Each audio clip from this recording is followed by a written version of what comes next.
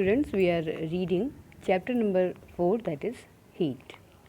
In this chapter, today I am going to teach you about the laboratory thermometer. आइए इसके बारे में जानते हैं क्या होता है ये laboratory thermometer. A mercury thermometer commonly used in a laboratory. Mercury का थर्मामीटर जो लेबोरेटरी में यूज़ होता है उसको बोला जाता है लेबोरेटरी थर्मामीटर. क्या होता है इसमें एक fine bore glass capillary tube होती है, एक कांच की पूरी एक ट्यूब होती है. ठीक है, इसमें इस ट्यूब में एक छोटा सा बल्ब होता है. इसके लोअर एंड पे आप देख पा रहे हैं डायग्राम में एक छोटा बल्ब होता है, थिन ग्लास बल्ब. एंड इस बल्ब में क्या भरा होता है, इस बल्ब में ड्राई मरकरी पूरी तरह से पोर होती है. The air in the portion of the tube above mercury is remove by evacuation. Evacuation के माध्यम से जो ऊपर का पोर्शन होता है इस लेबोरेटरी थर्मोमीटर का, उसका एयर रिमूव कर दी जाती है. ठीक है. And the upper end of the tube is then sealed. उसके बाद जो अपर एंड है ट्यूब का उसको अच्छी तरह से सील कर दिया जाता है ताकि कहीं भी यहाँ किसी भी तरह से इसमें एयर ना हो. ओके. उसके बाद the portion of the capillary tube above the bulb is graduated in degrees usually. इसमें जो टेम्परेचर मेंटेन होता है वो डिग्रीज़ में होता है इसके अंदर. और यूजुअली ये -10 डिग्री सेल्सियस से 110 डिग्री सेल्सियस तक होता है. Such thermometer can be safely used for measuring temperature between 0 degree Celsius and 100 degree Celsius. 0 degree Celsius से लेकर के 100 डिग्री सेल्सियस तक का टेम्परेचर इस लेबोरेटरी थर्मामीटर से मेज़र किया जा सकता है.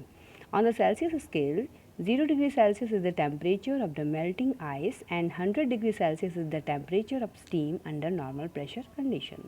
आप सब जानते हैं कि 0 डिग्री सेल्सियस टेम्परेचर जो है वो होता है आपका मेल्टिंग आइस का टेम्परेचर, और 100 डिग्री सेल्सियस टेम्परेचर होता है एक उबलता हुआ जो पानी होता है, स्टीम जो होती है टेम्परेचर की, वो उसका जो टेम्परेचर होता है दैट इज़ 100 डिग्री सेल्सियस.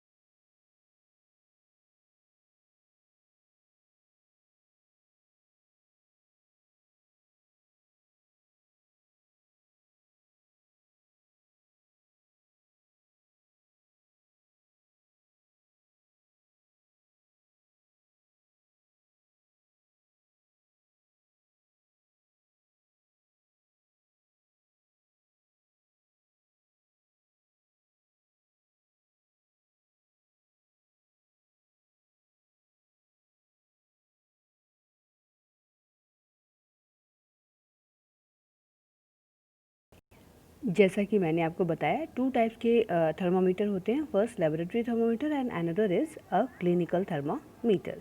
तो अब हम जानेंगे क्लिनिकल थर्मामीटर के बारे में. ये एक्चुअली किस तरह का होता है. क्लिनिकल थर्मामीटर को डॉक्टर्स थर्मामीटर भी बोलते हैं क्योंकि डॉक्टर्स यूजुअली इसी थर्मामीटर को यूज़ करते हैं. And this thermometer is used for measuring the body temperature of humans and animals. Human beings और एनिमल्स का जो टेम्परेचर होता है बॉडी का, इसको मेज़र करने के लिए इसी क्लिनिकल थर्मामीटर का यूज़ डॉक्टर्स करते हैं. इसमें क्या होता है, एक नैरो किंग होता है. You are able to watch a narrow kink. Kink यानी एक मुड़ा हुआ पोर्शन होता है, कंस्ट्रक्शन होता है in the capillary tube just above the bulb. जो नीचे बल्ब होता है, ये बल्ब आप देख पा रहे हैं, इसके जस्ट ऊपर एक किंग होता है, कंस्ट्रक्शन होता है, जिसकी वजह से ये जो आपका मरकरी होती है वो जैसे ही उसको हीट मिलता है वो ऊपर जाने के बाद दोबारा नीचे नहीं आ पाती. But when it is taken out of the patient's mouth, mercury doesn't go back to the bulb. और इस किंग की वजह से जैसे ही इस थर्मोमीटर को पेशेंट के माउथ से बाहर निकाला जाता है, इस किंग की कंस्ट्रक्शन की वजह से वो जो मरकरी है वो वापस नीचे नहीं जा पाता है. So the doctor can read the patients temperature easily. और इसकी वजह से जो पेशेंट का टेम्परेचर होता है उसको अच्छी तरह से आसानी से डॉक्टर रीड कर पाते हैं, और इस तरह से किसी भी पर्सन का टेम्परेचर जो है वो रीड कर लिया जाता है.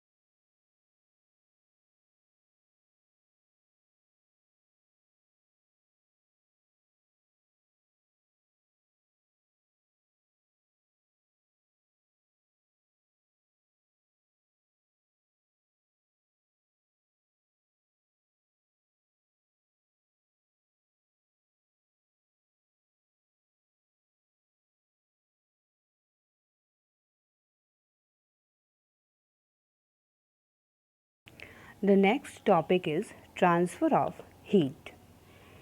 What is this? आइए इसके बारे में जानते हैं हम। हीट ये हमेशा हायर टेम्परेचर से किसी भी बॉडी जो बॉडी हायर टेम्परेचर की होती है उससे ये लोअर टेम्परेचर की ओर हमेशा सर्कुलेट करता है। ठीक है। Heat always flows from a hotter body to a colder body. As a result of heat flow the temperature of the hot body falls and that of the colder body rises. इससे क्या होता है कि जो hotter body होती है उसका temperature धीरे धीरे कम होता है और जो कोल्डर बॉडी होती है उसका टेम्परेचर धीरे धीरे बढ़ जाता है।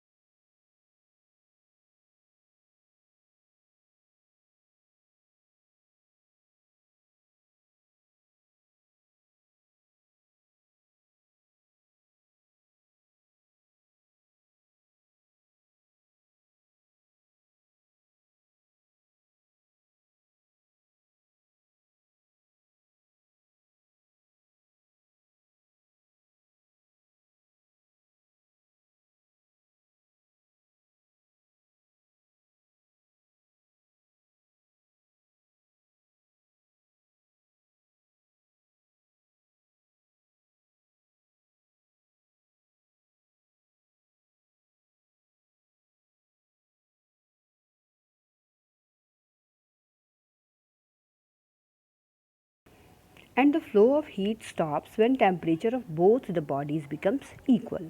और जैसे ही जो टू बॉडीज़ रखी हुई हैं उसका उन दोनों का टेम्परेचर जैसे ही इक्वल हो जाता है जो फ्लो है हीट का वो स्टॉप हो जाता है। ओके। तो there are three ways in which heat can be transferred from one body to another. Three types हैं, थ्री वेज हैं, तीन तरीके हैं जिसके ज़रिए बॉडी में हीट ट्रांसफ़र होती है। First is conduction, convection and then last radiation. तो क्या हैं ये थ्री मोड्स हीट ट्रांसफ़र के, इसके बारे में अब हम वन बाय वन जानेंगे। The first is conduction. Okay, क्या है कंडक्शन, आइए देखते हैं। Take a piece of stiff copper wire and hold on the flame, what happens. अगर हम कॉपर की एक वायर कॉपर का एक वायर लेते हैं, उसको फ्लेम के ऊपर डायरेक्ट रखते हैं तो क्या होता है, कॉपर वायर बिकम्स वार्म। क्या हो जाता है, कॉपर वायर एक साइड से वार्म हो जाता है, गर्म हो जाता है, and after some time the other end of the copper wire becomes hot. और धीरे धीरे क्या होता है कि अदर एंड पर भी ये कॉपर वायर हॉट हो जाता है। This is because heat is transferred from the flame to the copper wire.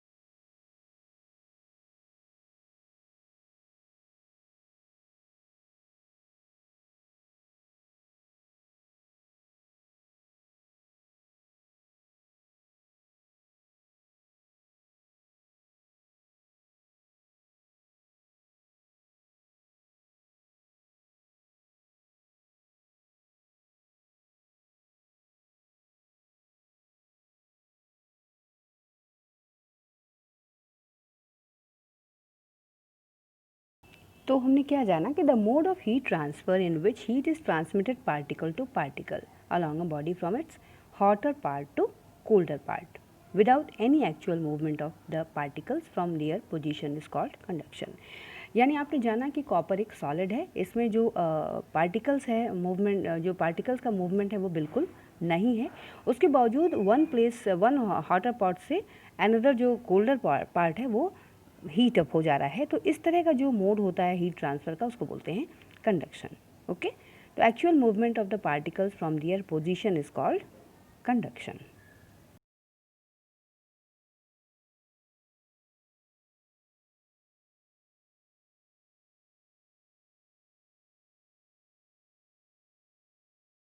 You know very well that in solids the constituent particles are very closely packed. Solid में जो particles होते हैं वो बहुत ही closely packed होते हैं और इस वजह से उनमें वाइब्रेशंस होती हैं सिर्फ उनके मॉलिक्यूल्स में, वो एक्चुअल मूवमेंट उसमें नहीं होती हैं. When one end of a metallic strip और रॉड इज़ हीटेड, जैसे ही मेटालिक रॉड का एक पोर्शन हीटअप किया जाता है तो जो अगला कोल्डर पोर्शन है वो अपने आप धीरे धीरे हीटअप हो जाता है. These rapidly vibrating particles collide with their neighbours. और ये वाइब्रेशन की, चूँकि जो मॉलिक्यूल्स हैं सॉलिड के पार्टिकल्स जो हैं वो वाइब्रेट कर रहे हैं, इसलिए वाइब्रेशंस एक से दूसरे तक पहुंचती जाती हैं और धीरे धीरे जो हॉटर पार्ट है उस रॉड का वो वाइब्रेट होते हुए उनके मॉलिक्यूल्स धीरे धीरे एंड के पार्ट के मॉलिक्यूल्स को भी हॉट कर देते हैं, जो कोल्डर रीजन है. The process of conduction may be considered similar to the passing of a boo from person to person in a class room. Okay, इस प्रोसेस को इस एक्टिविटी के ज़रिए दिखाया गया है किस तरह से कि क्लास रूम में एक बुक को ट्रांसमिट किया जा रहा है एक पर्सन के पास, तो कैसे एक दूसरे को देते हुए चले जा रहे हैं. बिल्कुल इसी तरह कंडक्शन का प्रोसेस भी होता है.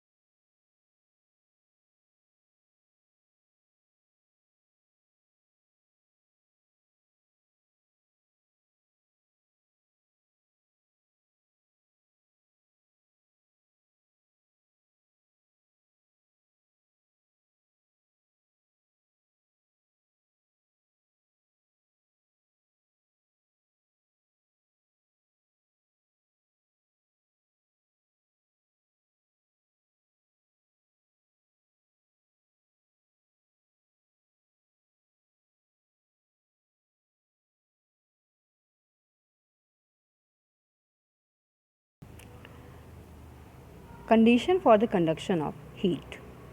कंडक्शन ऑफ हीट के लिए 2 कंडीशंस है. फर्स्ट कंडीशन है कि 2 objects should be in direct contact.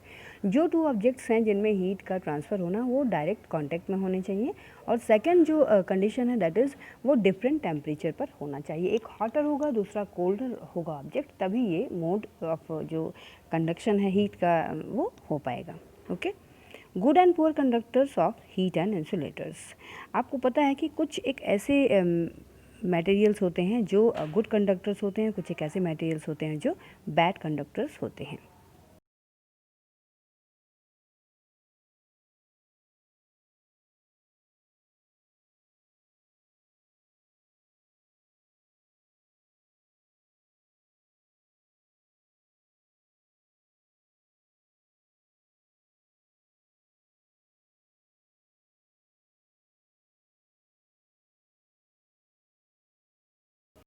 कुछ एक ऐसे ऑब्जेक्ट होते हैं जो हीट जैसे ही उनमें पास होती है वो बहुत ही तेज़ी के साथ हीटअप हो जाते हैं। कुछ एक ऐसे ऑब्जेक्ट्स होते हैं जो धीरे धीरे हीटअप होते हैं, और कुछ एक ऐसे ऑब्जेक्ट्स होते हैं जो हीट ही नहीं होते हैं।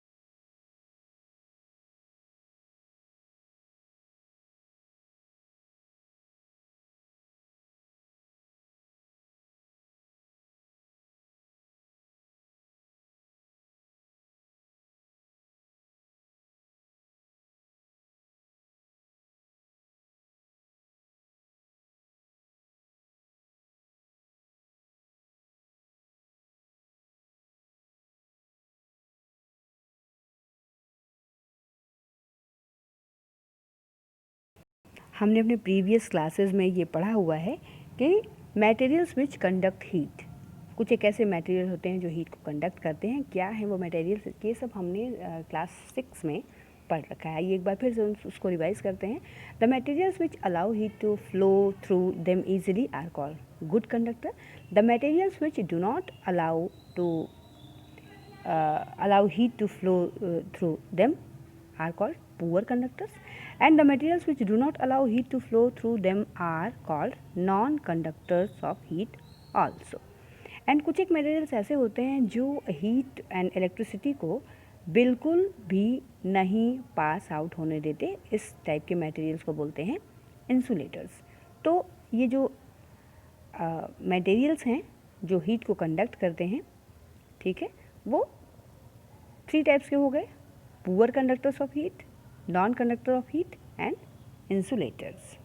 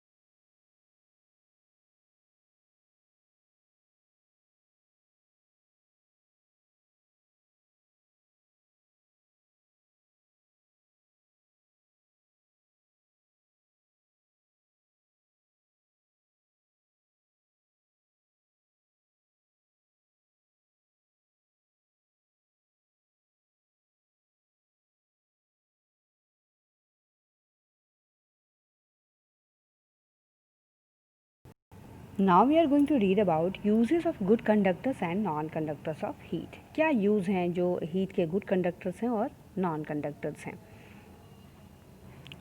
Both good conductors and non-conductors of heat are useful for us. दोनों ही जो ये मेटल्स हैं या मटेरियल्स हैं, ये हमारे लिए बहुत ही यूज़फुल हैं।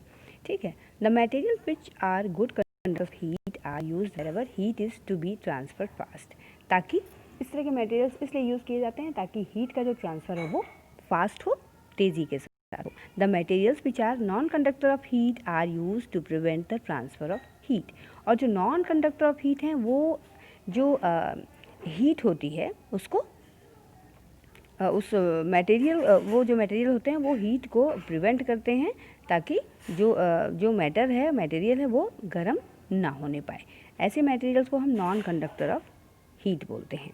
ठीक है। सम कंडक्टर्स ऑफ हीट कहाँ पे यूज़ होते हैं? कुकिंग यूटेंसिल्स जो बनाए जाते हैं वो जो मटेरियल होता है वो गुड कंडक्टर ऑफ हीट होता है। और जो हैंडल्स बनाई जाती हैं वो हमेशा जो मटेरियल यूज़ होता है हैंडल्स बनाने के लिए वो नॉन कंडक्टर ऑफ हीट या इंसुलेटर का यूज़ किया जाता है ताकि जो हीट है वो ट्रांसफ़र उसमें ना होने पाए। आपको पता है कि नॉन कंडक्टर वही होंगे जिनमें ईजिली हीट ट्रांसफ़र नहीं होगी। ऐसे मटेरियल को नॉन कंडक्टर बोलते हैं। Okay.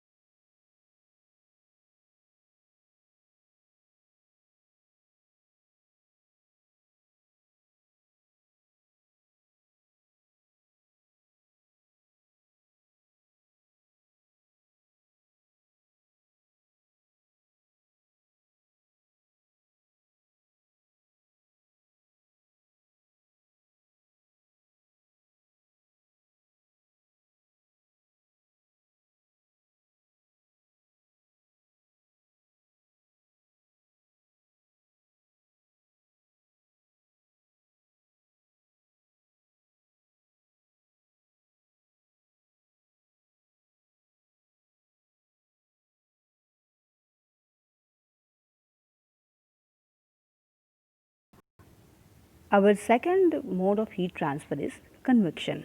Let's discuss about it.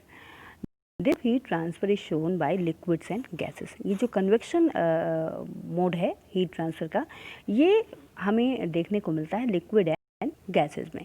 When liquids and gases are heated, जैसे ही किसी लिक्विड या गैस को हीटअप किया जाता है, ये the heat is carried from one part two another by the actual movement of the hot particles. आपने देखा होगा किसी भी उबलते हुए भगोने में पानी को कि जैसे ही आप उसको हीटअप करते हैं वाटर को, वो जैसे ही उसमें बॉइलिंग शुरू होती है वो पानी अपने आप सर्कुलेट करने लगता है, ऊपर से नीचे की ओर या नीचे से ऊपर की ओर वो साइक्लिक एक मूवमेंट होने लगती है। ठीक है, this movement of particles due to the temperature difference between different parts of the same substance is called convection.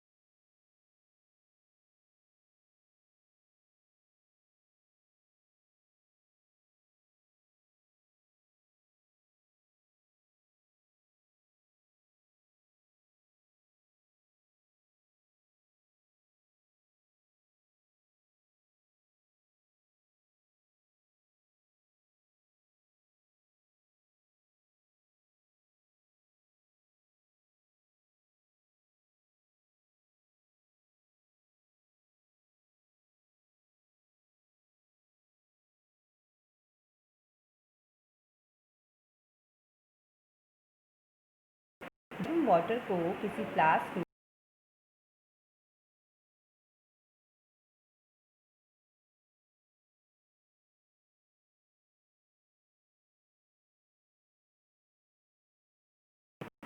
जब हम वाटर को किसी फ्लास्क के अंदर गर्म करते हैं तो आखिरकार ऐसे मूवमेंट हमें क्यों दिखाई देती है? तो उसका रीज़न है, देखिए, water near the bottom of flask gets heated first. जो फ्लास्क के बॉटम का वाटर है वो सबसे पहले जो है हीट होता है, उसके बाद हीटेड वाटर जो है वो लाइटर होता है कोल्ड वाटर की तुलना में। सो जो हीटेड वाटर होता है वो ऊपर की ओर आता है और जो कोल्ड वाटर होता है वो नीचे की ओर जाता है। इसी साइक्लिक मूवमेंट दिखाई दिया है and this process continue until the entire water attains a uniform temperature। जब तक पूरे वाटर का टेम्परेचर यूनिफॉर्म नहीं हो जाता, समान नहीं हो जाता, एक समान, तब तक इस तरह की मूवमेंट चलती रहती है। And this cyclic movement of water during heating के दौरान ये जो साइक्लिक मूवमेंट है वाटर का, उसको बोलते हैं convection current. Okay, and air two is not a good conductor of heat. Air भी हीट की गुड कंडक्टर नहीं है, बीइंग अ गैस, क्योंकि ये गैस है। It can flow and spread fast and transfer heat bye convection. इसमें भी जो हीट ट्रांसफ़र होता है वो कैसे होता है? वो कन्वेक्शन के थ्रू होता है।